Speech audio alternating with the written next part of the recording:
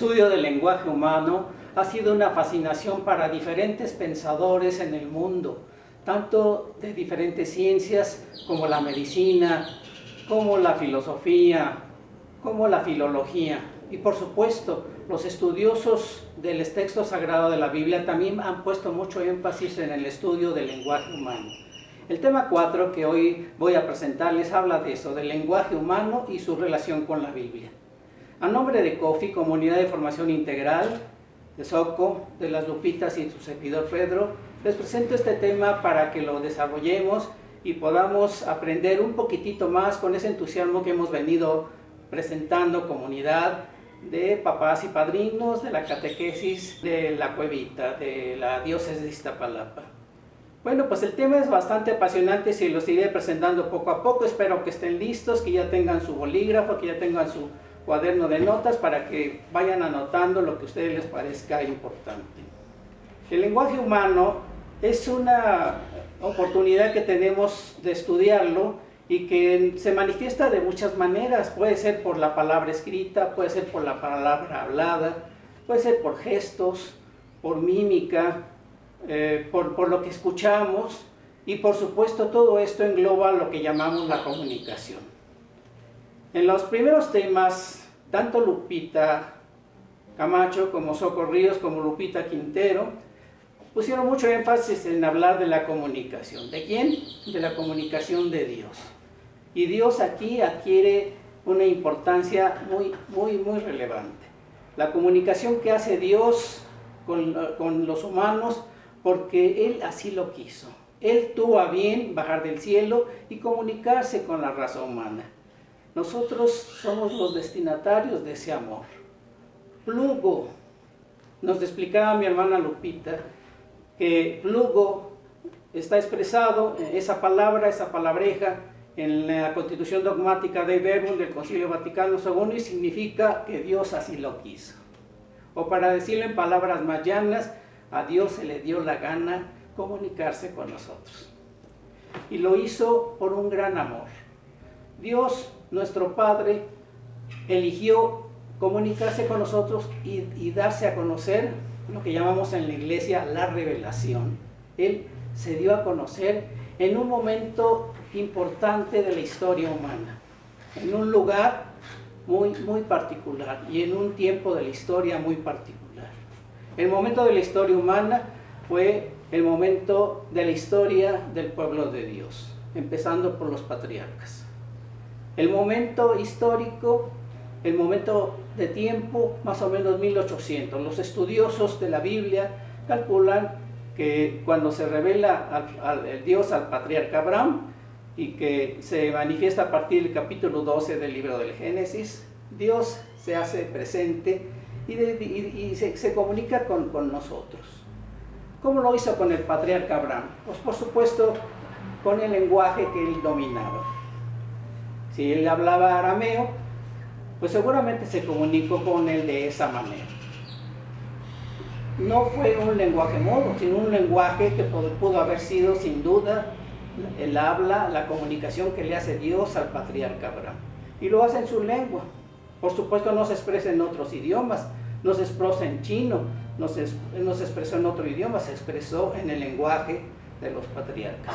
Y fueron estos personajes, los patriarcas, quienes tuvieron la oportunidad de recibir este mensaje de Dios. Y allí inicia una historia de amor lindísima.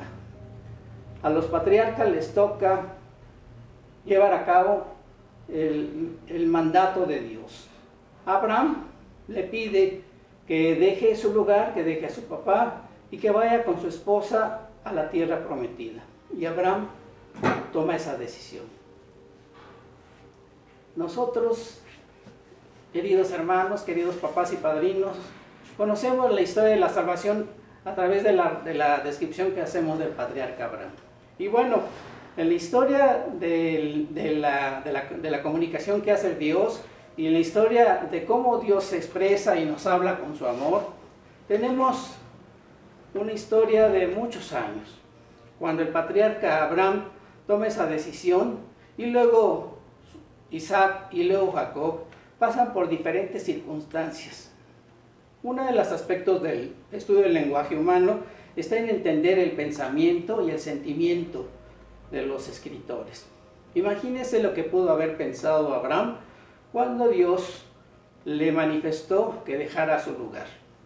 Él vivía probablemente en una posición muy cómoda y sin embargo, lo decimos respondiendo a la fe, toma esa decisión y se dirige a la tierra prometida. Deja ese lugar de Ur de los Caldeos y se dirige a Canaán. La historia del Antiguo Testamento tiene otros personajes también que son dignos de mencionar.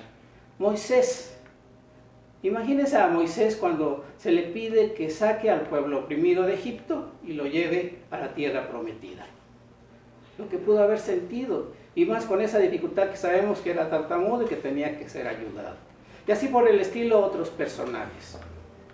Lo que nos insiste el tema, y esto sí se los quiero recalcar, queridos papás, queridas mamás, padrinos, madrinas, es que el lenguaje humano debemos estudiarlo según los diferentes momentos culturales, según los diferentes momentos históricos y quiénes son los destinatarios. En el Antiguo Testamento, y ya Lupita Quintero nos menciona cómo se divide el texto bíblico, conocemos que existieron diferentes personajes y que ellos tienen una relevancia muy, muy particular.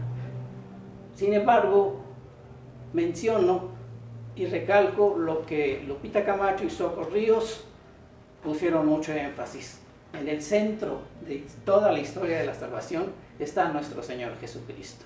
Él es el Señor Jesucristo, representado aquí en esta cruz que tengo a mi lado. Él es precisamente el centro de toda la historia.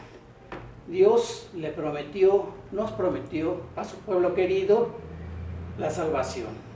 Y lo fue manifestando a través de diferentes personajes. Por supuesto, manifestado a los profetas. Y por supuesto, manifestado a los sabios. Y por supuesto, manifestados a diferentes sujetos que tuvieron la oportunidad de poner por escrito el mensaje de salvación.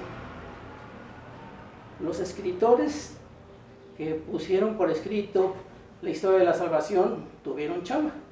A ellos los pusieron a escribir. A esos escritores les llamamos escritores sagrados. Y cabe aquí destacar que toda esa influencia y todo eso que recibieron los escritores sagrados fue por la inspiración que les da el Espíritu Santo. Por eso decimos que la inspiración es la fuente que nutre a los escritores sagrados para habernos transmitido todo esto. El contexto en que fue escrito toda la historia de la salvación, el contexto histórico y los destinatarios los iremos desarrollando durante los diferentes temas en lo sucesivo. Quiero hacer mención que lo que ya conocemos, de cuántas formas se dividen, de dos formas se divide nuestro texto bíblico, Antiguo y Nuevo Testamento.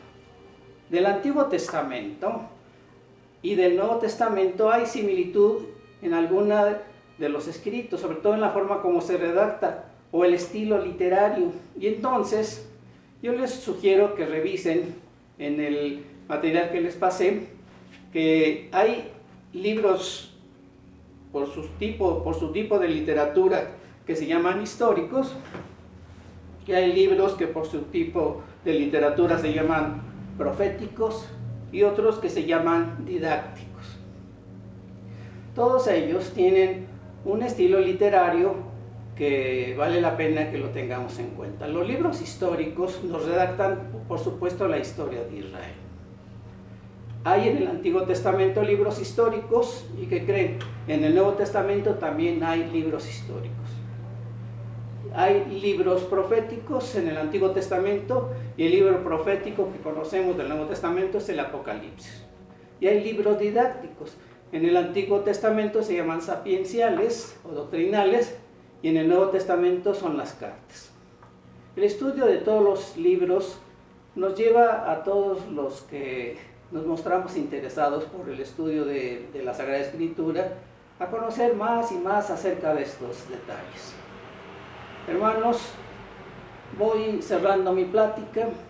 Quiero decirles que tanto Soco como Lupita Camacho, como Lupita Quintero, como su servidor, tenemos mucho interés de ir transmitiendo estos mensajes a través de diferentes medios.